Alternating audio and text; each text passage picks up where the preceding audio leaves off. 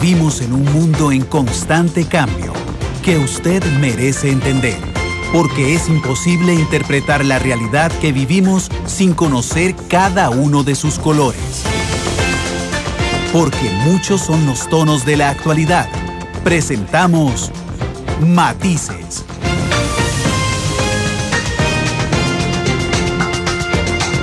Una producción de Noticias Monumental.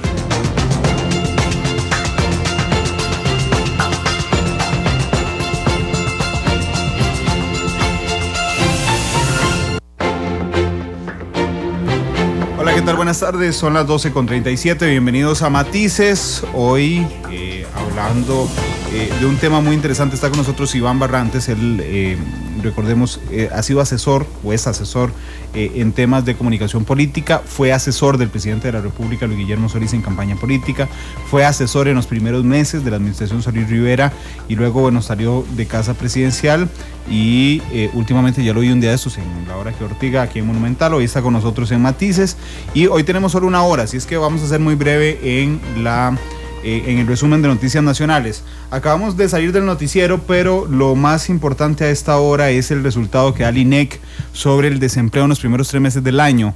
En diciembre la medición fue de 9.7, la medición que se entrega hoy es de 10.1. Esto en números absolutos son 12,000 personas más que se suman a las 220,000 desempleados y desempleados que estaban en nuestro país, contabilizando en total 232,000. No hay que olvidar que el término de desempleo es una medición que se aplica a las personas que están buscando trabajo, es decir, esas 232,000 no es que están en la casa sin buscarlo, es gente que necesita trabajar o que quiere trabajar y no consigue el trabajo. Así es que quiero saludar a Isel Martínez, nuestra compañera productora, que ya está con nosotros. Isel, ¿qué tal? Muy buenas tardes. Muy buenas tardes, Randall, muy buenas tardes a toda la gente que nos sigue. En este momento también estamos en vivo por Canal 2 y 93.5 FM, como es habitualmente, horario reducido y horario especial, pero igual una entrevista demasiado interesante. Así es, acaba de empezar la conferencia de prensa del Consejo de Gobierno, 35 minutos de retraso. Normalmente nunca es muy puntual la conferencia de prensa del Consejo de Gobierno. Estaba hablando hace unos instantes el ministro de Trabajo, don Víctor Morales, quien dice que a pesar de los resultados que publica hoy el INEC, él se siente bastante positivo. Lástima el timing del anuncio del INEC, porque el presidente Solís está en Estados Unidos haciendo una gira muy interesante, donde el primer día, apenas llegando a los Estados Unidos, nos anuncia la creación de 200 empleos nuevos. Ayer le suma 150 empleos más. Hoy Taco Bell está anunciando 80 empleos más y ahí vamos sumando, pero justamente en ese momento, en comunicación, digamos, en el timing en que se anuncia, sale el INEC y dice, bueno, sí, pero se perdieron 12,000 en los primeros 3 meses. Sí, sin duda. Es que es algo extraño porque a veces son cosas que no pueden prever ellos mismos, pero esta vez sí es algo completamente fortuito. O sea, sale la encuesta, digamos, pero sí, la encuesta de empleo. Pero la gira ya era algo que se había planificado desde mucho antes. Claro, ahora sí, esta cuestión de timing será una cuestión de estrella del presidente. Hablemos de eso con don Iván Barrantes. Don Iván, ¿qué tal? Gracias por estar con nosotros. Muy buenas tardes y bienvenido a Matices. Muchas gracias, buenas tardes a todos, a los radioescuchas también. Muchas gracias por invitarme y pues aquí estamos, listos, ¿no? No estaba planificada una entrevista, pero ¿será una cuestión de estrella? No, es un tema circunstancial. La problemática de empleo son procesos, eso viene hace rato. Tiene que ver un tema con el modelo económico que aquí se ha definido. Porque cuando uno desmenuza las cifras, usted lo que ve es que la alta tasa de desempleo está en baja escolaridad. De hecho, la semana pasada me llamó mucho la atención en la encuesta que hizo Sid Gallup con revista Suma para la región centroamericana, como Costa Rica es el que tiene la tasa de empleabilidad más alta, casi un 100% en egresados universitarios versus otros países. Curiosamente, un 74% después declara que no trabaja en lo que estudia. O sea, si bien es cierto, se está generando mucho universitario, ojo que hay una saturación de mercado.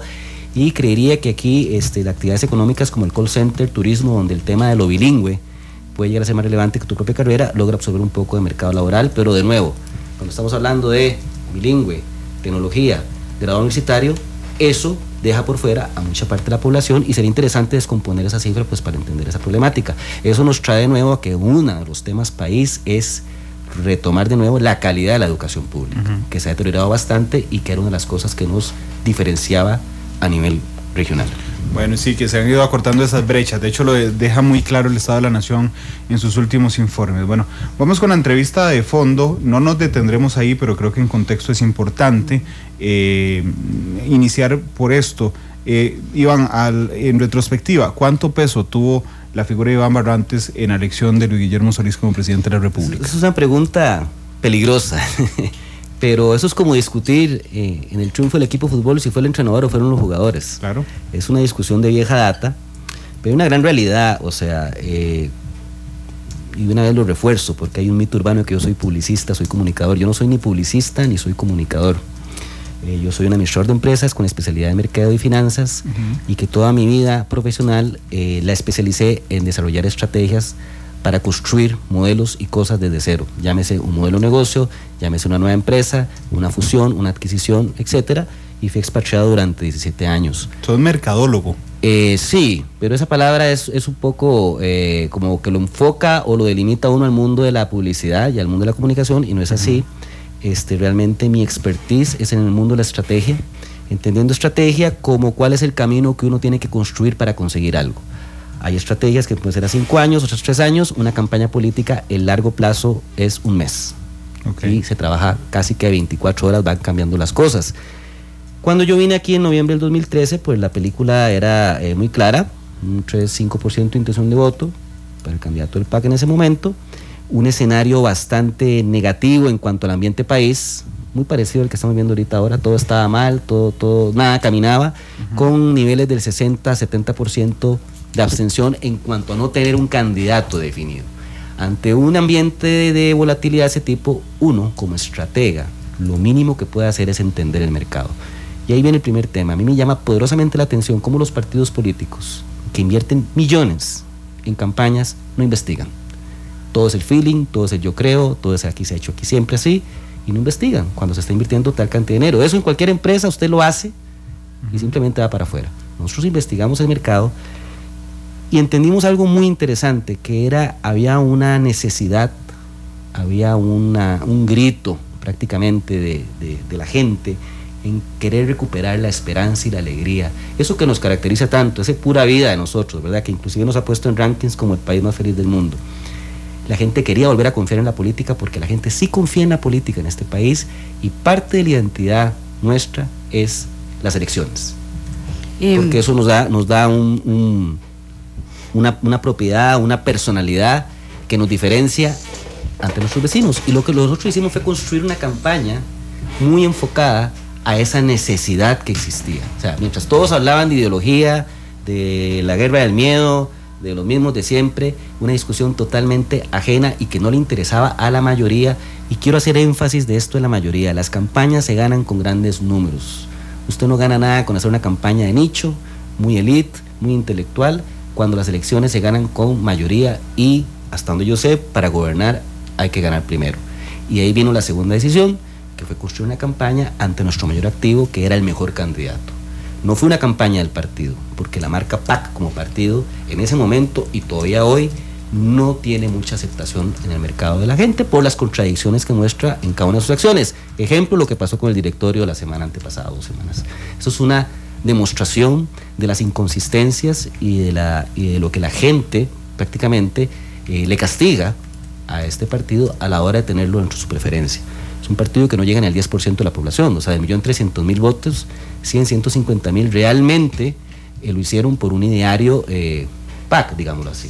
Realmente la campaña se construyó alrededor del candidato. Era difícil mercadear el PAC entonces. Mire, más que difícil, en noviembre de 2013, con elecciones en 2014, es complicarse, y eso implica gastar más dinero, ir contracorriente y costo-oportunidad, porque tener un candidato, una persona, un profesional del calibre de Guillermo Solís y no capitalizarlo era como totalmente contradictorio, ¿verdad? Pero es muy diferente vender un producto que vender una campaña política. ¿Usted ha tenido experiencia tuvo experiencia en campañas políticas antes de eso? Sí, totalmente, pero aquí no se vende un producto, aquí se posiciona una imagen, unas ideas a las cuales uno, en una jugada de riesgo, porque todo en la vida es riesgo, uno hace una apuesta en la que esa propuesta, ese posicionamiento que uno quiere construir, va a tener la mayor cantidad de seguidores o de adeptos. Eso no es venta, eso es construir simbología, porque en la vida un símbolo o una imagen habla más que 1000 palabras. Y mucho de este trabajo nuestro es construir las imágenes correctas. Un poco lo que pasa en la crisis yo le llamaría crisis, pero todo este ambiente de lo negativo que se ve al gobierno es que no se han construido las imágenes correctas. En campaña nosotros construimos las imágenes correctas, las imágenes que eran afín a lo que la gente realmente sentía, y que es una imagen y una simbología de esperanza, de cambio. Ahora, aquí hay un tema muy interesante. ¿Qué es cambio? Porque eso es una palabra que todo el mundo utiliza, una palabra muy trillada, pero en estricta teoría, en esencia, ¿qué es cambio? Yo no solo trabajo en política, trabajo en otras industrias, en fútbol, en educación superior, en construcción, etcétera, y hago mucha investigación. Cuando uno hace investigación cualitativa y cuantitativa, está obligado a ver el termómetro país. Y hay dos cosas que para la gente significa el cambio. La primera y la más importante, que las cosas sucedan. En este país últimamente no sucede nada porque estamos o en análisis parálisis o en discusiones banales, como la de la cafetería de la Asamblea, que les mencioné hace poco, si la Casa Presidencial compró alimentos gourmet o no. Son discusiones totalmente desconectadas de la necesidad de la población real. La gente quiere que las cosas sucedan. ¿Qué es que las cosas sucedan? Que la calle esté bien, que el puente esté bien, que no haya tanta trimetología, que yo pueda abrir una empresa, que no me cobren el impuesto a la sociedad anónima, que me parece una aberración porque eso atenta contra el emprendimiento.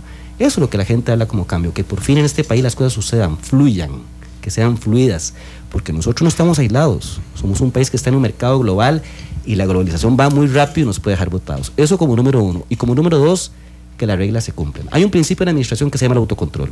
Si usted en una empresa no tiene las reglas necesarias, sus empleados empiezan a hacer lo que les da la gana, se empieza a perder el dinero, se empieza a perder todo.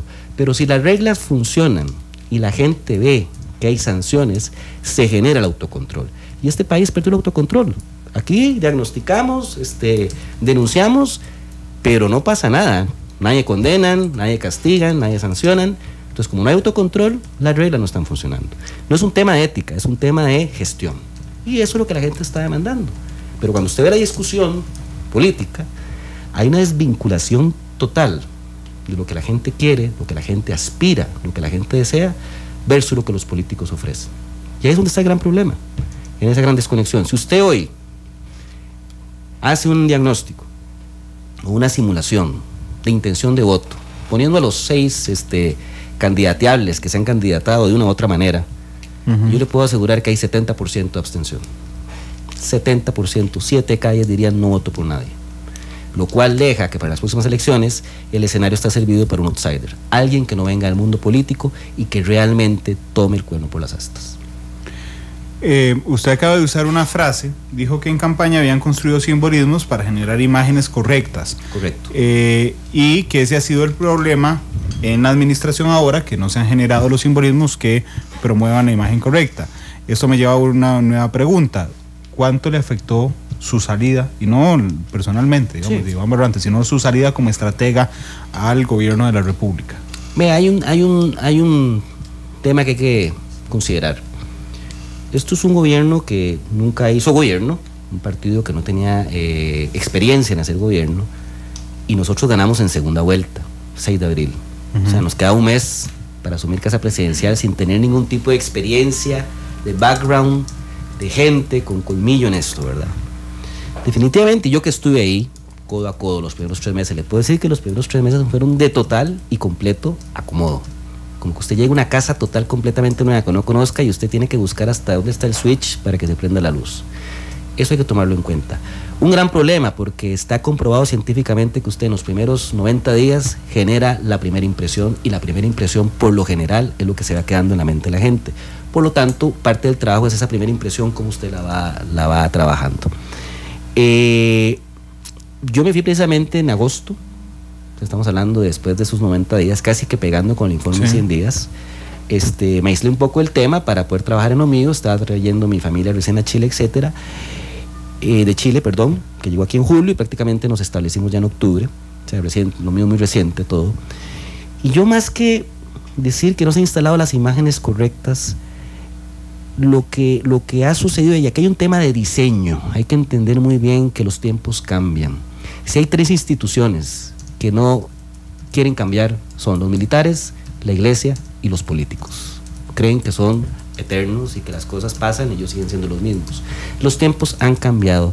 Y a este gobierno le está tocando bailar con la más fea, porque está siendo víctima, no siendo víctima, protagonista dentro de lo que se llama la cultura de la inmediatez, que ya Laura lo vivió, pero este gobierno lo está viviendo en carne propia. La inmediatez significa que antes pasaba algo y usted tenía tiempo para reaccionar, arreglarlo, adornarlo. Hoy no hay tiempo, tiene que tener respuesta rápida. Ahí hay un problema de diseño. La comunicación política no es un tema de prensa y de medios, eso era antes, cuando las verdades se construían vía la prensa, vía la televisión. Hoy las imágenes se construyen por miles de puntos de contacto. ¿Qué quiere decir eso? Que los perfiles, la estructura organizacional y la gente que tiene que ver comunidad de comunicación en un gobierno no es la que había antes. Y eso no solo pasa en comunicación, pasa en muchas cosas. Por ejemplo, ¿por qué tiene que existir un Ministerio de Obras Públicas y Transportes? Siendo la infraestructura algo tan crítico, algo factor crítico del éxito dentro de la gestión, no tiene sentido separarlo. Y que sea obra pública, infraestructura total, y ese tema de transportes, aviación civil, tránsito, etcétera, otro ministerio. Ejemplo, MISID, ciencia y tecnología. ¿Qué hace y telecomunicaciones? Siendo los factores estratégicos a nivel global a futuro. ¿Dónde está la agenda científica del país para promover la innovación, para promover la ventaja competitiva, disciplinas como la nanotecnología, biotecnología, ingeniería genética? ¿Dónde está esa agenda? Y no puede haberla, porque cuando usted revuelve MISID hablando de una ley mordaz de prensa, algo está mal. Hay problemas de diseño. El Ministerio de la Presidencia, eso no es un ministro, es un superhombre. Tiene que ver la relación con la Asamblea, la coordinación del gabinete, ser vocero, porque si no habla ustedes se enojan los medios. Ese tipo no existe. Eso hay que partirlo en tres. Una Secretaría de Gobierno que vea todo lo que es comunicación, una Secretaría de la Presidencia que vea la coordinación del gabinete, que haga el management del gabinete, el día a día. Como en toda empresa, si un subalterno no se siente controlado, no se siente supervisado, termina yendo por la libre. Es una realidad y la política no está exento de eso. Entonces hay problemas de diseño graves dentro de la estructura de cómo gobernamos este país. Hay que hacer reingeniería porque los tiempos han cambiado y la inmediatez ya no está perdonando. Claro, pero el presidente Solís no la va a hacer. El viernes tras anterior, yo tuve la oportunidad de conversar con el presidente en Matices, precisamente en este programa, sobre su año. Y a mí me llamó la atención que muchas críticas que hace él es sobre el diseño del Estado costarricense, ¿verdad? Es decir, sobre el diseño de los ministerios, sobre la relación con la Asamblea Legislativa, sobre el poder de la oposición, sobre la Sala Constitucional, ¿verdad? Pero cuando uno le pregunta, yo se lo pregunté, bueno, ¿y usted qué va a hacer para eso? Me dice, no es una prioridad. Vea, yo ahí sí, y yo he sido muy público en esto. Yo no coincido ni comparto el ideario PAC.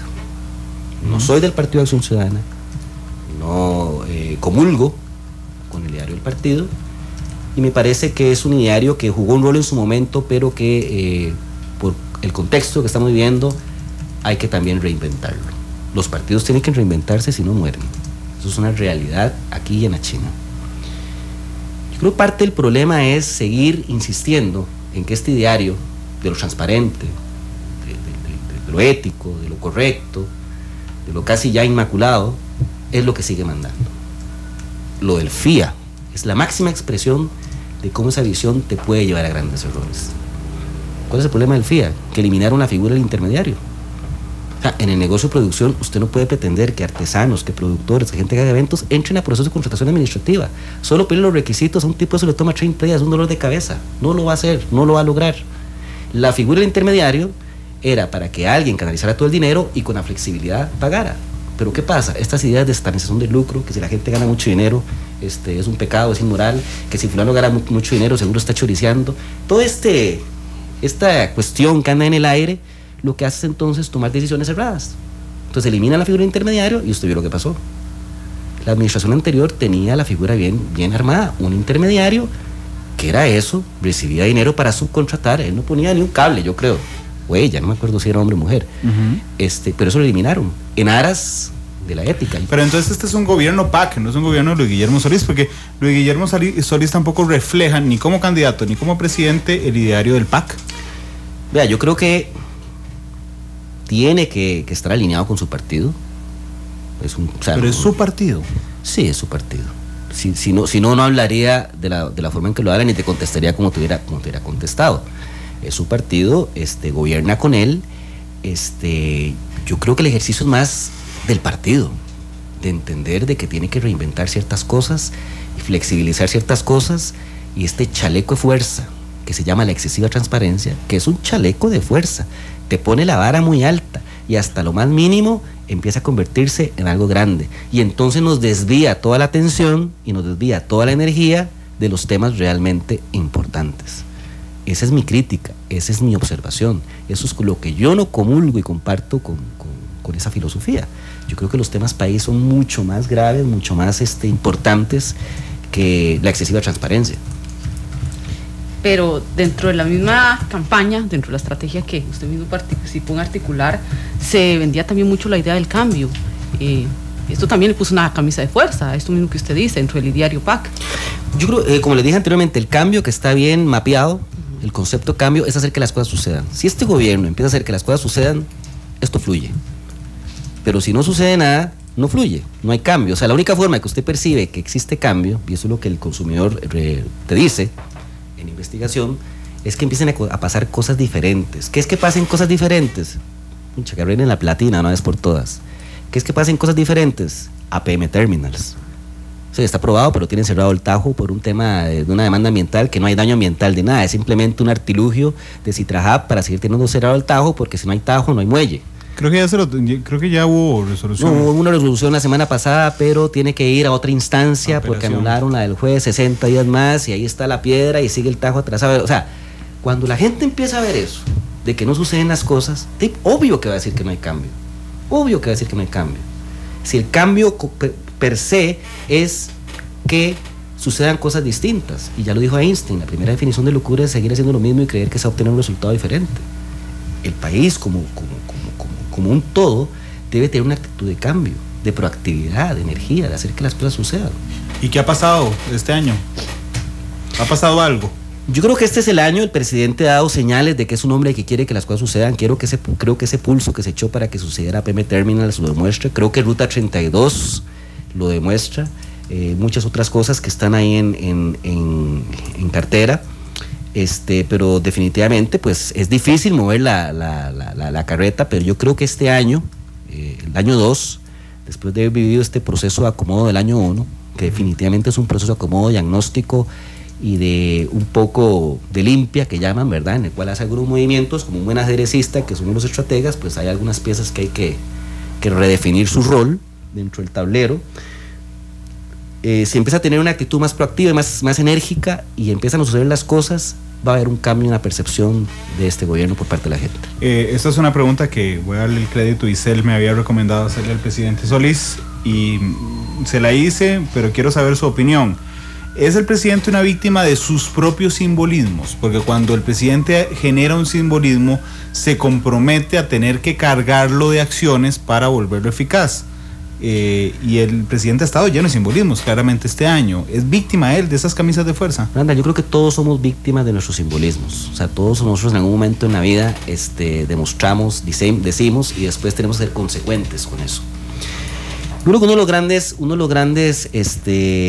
las grandes mochilas que llamo yo, que nosotros cargamos y lo sabíamos, es cuando se da el proceso de segunda vuelta, en el cual había una estrategia muy definida y que nos fue dando resultado, porque de la semana 1, post elección primera vuelta, siempre nos marcó entre 70 y 80% versus Liberación Nacional. O sea, llegó una medición que nos marcó 81-19, a ese nivel. Toda la semana nosotros tenemos una medición con una mini muestra que iba rotando. Cuando Johnny se retira es obvio, porque ve que la cosa, cuando uno ve ya 5 semanas de esa tendencia, no es reversible. Y ahí creo que se da algo que poca gente lo ha dimensionado. Cuando un candidato se retira bajo una filosofía PAC, ¿cuál sería la primera inclinación? No gastar dinero, porque no hay contrincante. ¿Qué fue lo que hicimos nosotros? ¿Gastar más? Invertimos 3 veces lo que invertimos en primera vuelta. ¿Por qué? No por despilfarro, porque cuando estás luchando contra el fantasma de la abstención, que la política, como cualquier otro mercado, llámese yogur, gaseosa, cerveza, lo que usted quiera, cuando no hay competencia, no hay dinámica. Cuando no hay dinámica, la gente deja de accionar, porque no hay energía. No había razón de ser para votar un 6 de abril para mucha gente que no es tan política, si no hay un contrincante, si no hay una dinámica, una energía en el mercado. Yo no quiero ni pensar si nosotros no hubiéramos invertido, hubiéramos ganado, no sé, póngale 700,000 votos con 65% de abstención. Si con 1.300.000 siendo un gran activo, usted ha visto lo que ha pasado, no quiero ni imaginar, como se lo dije a Rolando ahí la semana pasada en Hora Cortiga, ustedes como oposición y oposición con colmillo, desde el día 1 nos tienen destruidos. Un poco lo que le pasó a Bachelet en Chile. Bachelet la segunda vuelta, con todo y su activo 80% de aprobación, lo gana con 65% de abstención. Desde el día 1 la oposición de derecha decía gobierno ilegítimo, elegido por pocos, por minoría. Ese era lo que estaba en juego. Entonces lo que había que activar era esta emoción del voto, esta cuestión épica.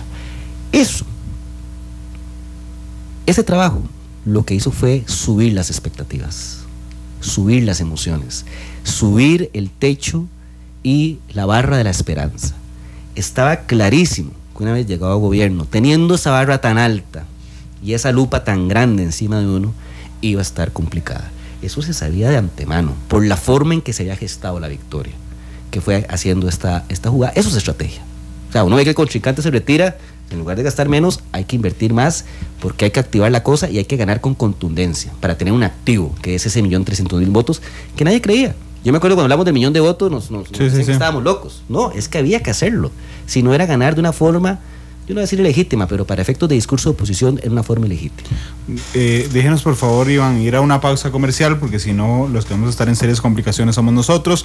Es la 1:00 con 2 minutos. Vamos a la primera pausa comercial de Matices. Regresamos con Iván Barrantes. Hoy está muy activo el Twitter, pese a que es hora de almuerzo, y adelantamos el programa hoy, 1:00 con 1 minuto.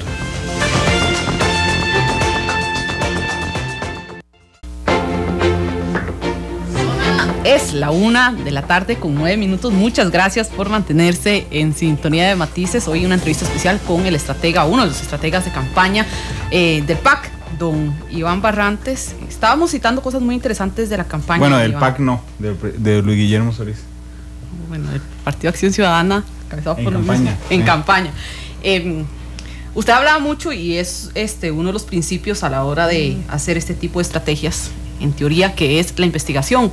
Cuando llega don Johnny y renuncia a la campaña, ¿se obligó a haber cambiado la estrategia? ¿O en cuánto se vio obligado más bien? Sí. Tiene que haber un cambio, porque entonces un diseño que uno tiene en función de un contrincante real desaparece y el contrincante se vuelve el abstencionismo. Entonces el discurso de campaña deja un poco de ser el tema de las ideas, el tema del programa, el tema duro, y empieza a convertirse más en esto de salga a votar. Hay que salir a votar para hacer el cambio. Empiezan más las emociones a ser el protagonista. Si no hubiera sido así, yo creo que la abstención creo que fue un 40, 45, creo que hubiera sido 65, 70, que es lo que típicamente una segunda vuelta hay de abstención. Creo que ese es el gran éxito de la campaña segunda vuelta, haber tenido una abstención muy moderada y haber logrado un mandato de 1.300.000 votos. Sí, a mí lo que me duele de la renuncia de don Johnny es que me mete ruido a la hora de hacer el análisis de las elecciones pasadas. A mí me mete un tremendo ruido, porque vos puedes decir, de hecho, como comunicador, digamos, hacia atrás vos puedes decir, vamos a analizar qué pasó, pero el elemento de que haya renunciado a alguien me mete un ruido excesivo en el análisis. Es un ruido, pero digamos, nosotros tenemos mediciones, que las mediciones nuestras siempre fueron muy exactas. Nosotros una semana antes sabíamos que ganábamos por un punto, de acuerdo a las mediciones que llevábamos.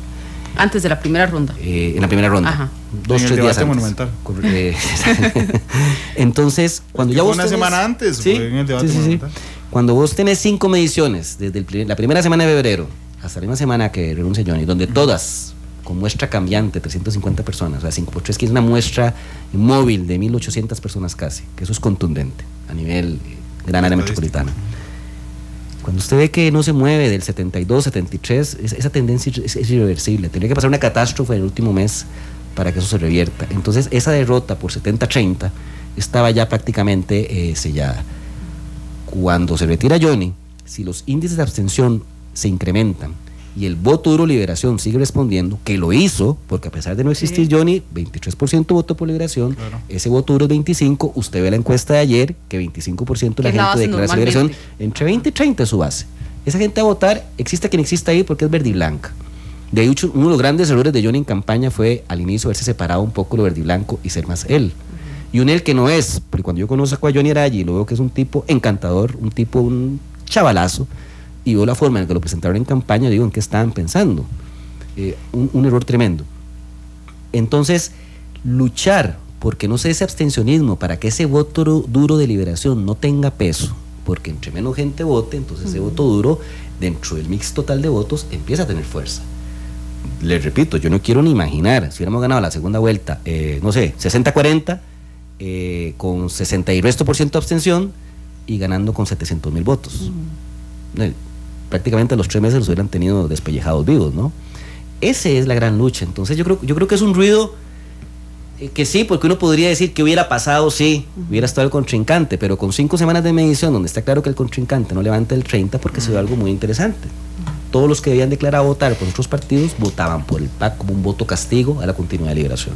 Ahí va la segunda pregunta que está en función a eso. ¿Usted cree que la campaña que se hizo en torno a la Ruta a la Alegría entonces hubiera sido victoriosa, independientemente si hubiera renunciado don Johnny? Ya era victoriosa, o sea, de nuevo, después de 4 o 5 semanas, segunda semana de marzo, ver que los números no se te mueven de 70-30, 75-25, es muy difícil que en 4 semanas eso se revierta. Máxime si uno no ve una estrategia clara en el contrincante, que yo los vi desde llevar la Virgen de los Ángeles a la episcopal, el tema del aborto, los gays, los vi hablar en 5 semanas de todo. Bajo este esquema de la vieja política de estar atacando en lugar de ir proponiendo cosas más positivas. Muy difícil, es muy difícil que eso hubiera dado. Los datos de la encuesta de ayer de Sid Gallup para Grupo Repretel y Central de Radios. El presidente Solís es el presidente peor evaluado en su primer año de gobierno desde Rodrigo Carazo. Y es porque no hay mediciones hacia atrás. No sabemos si es más, pero bueno, desde la medición es 1979, el primer año de Rodrigo bajo. Alberto Carazo. Sí, es el más bajo de todos. Pero a mí me llama la atención este dato, pero me llama la atención otro, que es que la gran mayoría de la gente entrevistada no pudo responder un logro de esta administración. ¿Qué le parecen esos números? Mira, la encuesta la vi ayer muy rápido a nivel de noticia, no he profundizado en el documento para poder despedazar más sus números. Los números a veces vistos muy superficialmente o como titular pueden ser engañosos. Lo que sí tengo claro es que sí debe haber un descenso en la popularidad y en la percepción positiva del presidente. Tiene que haberlo, o sea, todo este desgaste que ha habido tiene que pasar la factura. Pero eso es un declive, no una disminución. Es un declive bajo ese número, totalmente. El número inicial se supone que era un 80. Nosotros, bajo los estudios nuestros que teníamos, él llegó con 76% de aprobación.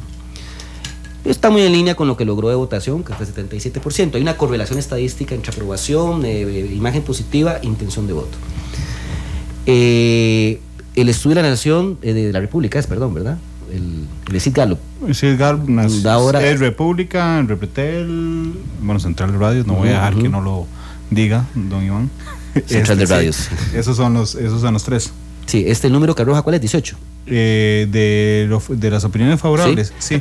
De hecho estaba buscando el documento, ya le doy el número exacto, estaba buscando el documento. Opiniones favorables son 14. Claro, pero es que en el descenso de la imagen... Y la otra pregunta es, ¿imagen de gobierno o imagen de Guillermo Solís? Del presidente, eso era lo que quería buscar. Sí.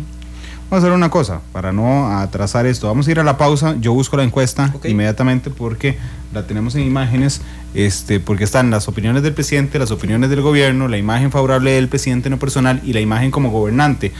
Hay una mezcla de datos. Vamos a la pausa y regresamos con el último bloque de Matices.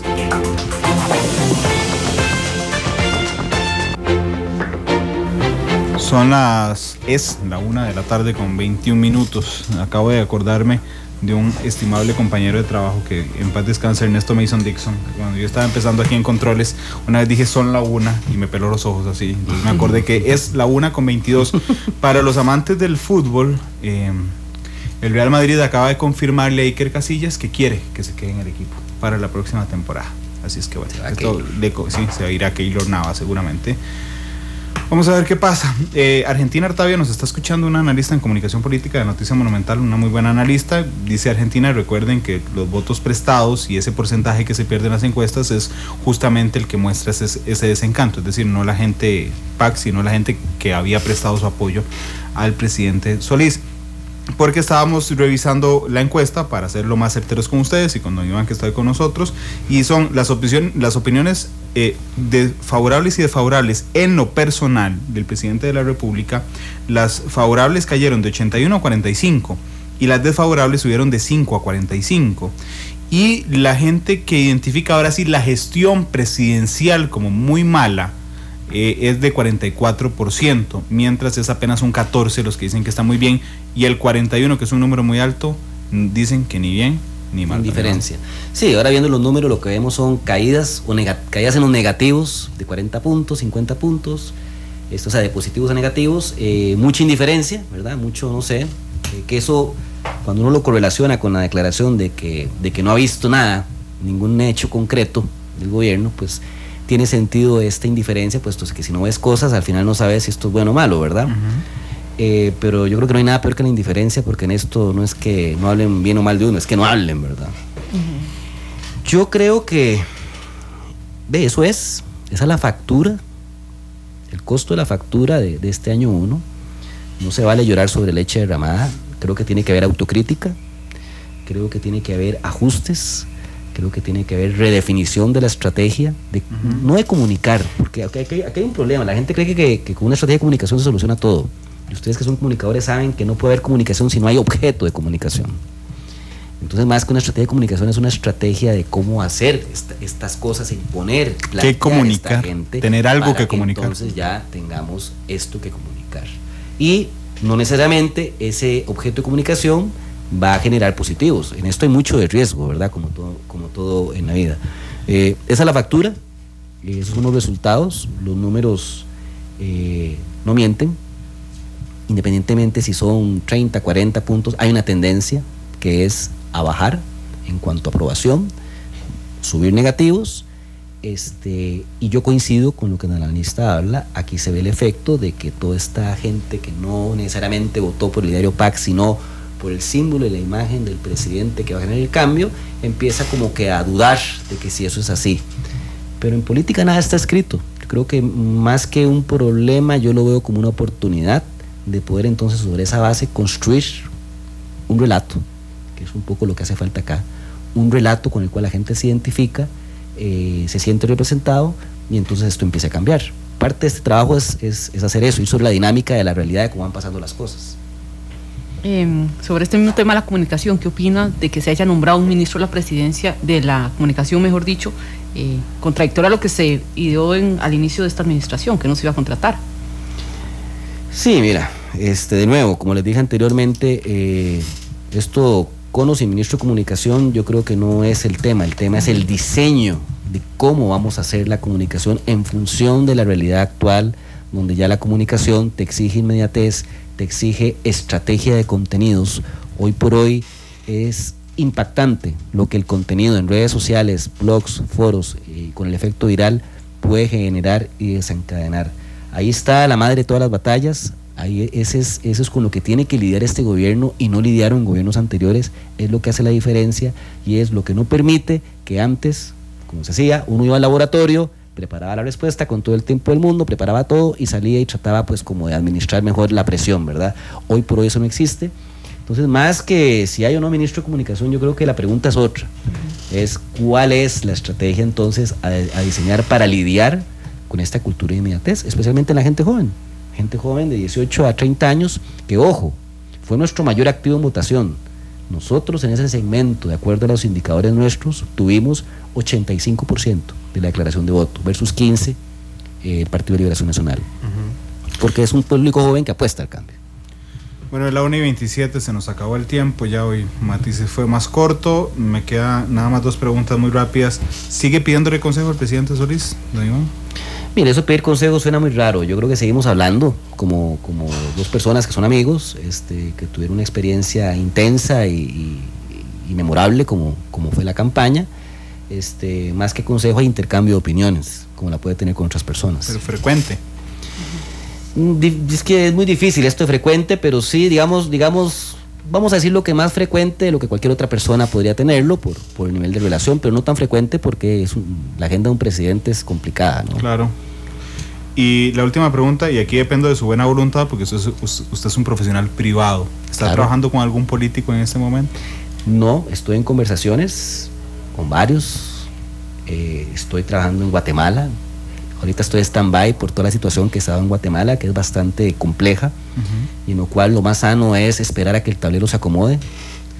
Para los últimos 2 meses redefinir. estuve en unas conversaciones en Perú también, y acá sí, he tenido conversaciones de cara a las alcaldías, tendré que tomar mi decisión, pero definitivamente seré de nuevo protagonista en ese proceso.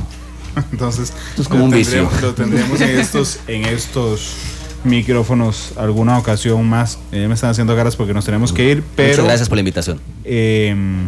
Pero, ¿usted no es PAC? ¿Qué es? ¿Yo? ¿Sí?